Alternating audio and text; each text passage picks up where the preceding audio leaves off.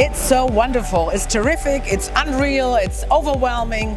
It's just what we all needed. It's just the second day. Everybody is more than happy. I think overfilled the expectations and business is going on. And this is what we're here for.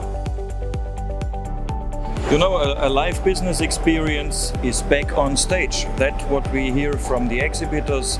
They meet their customers, they have intense discussions, they feel safe and they feel fine and they talk business. And that's what we do here. And they have the right visitors here. This is also what we heard. People who come, they want to do business.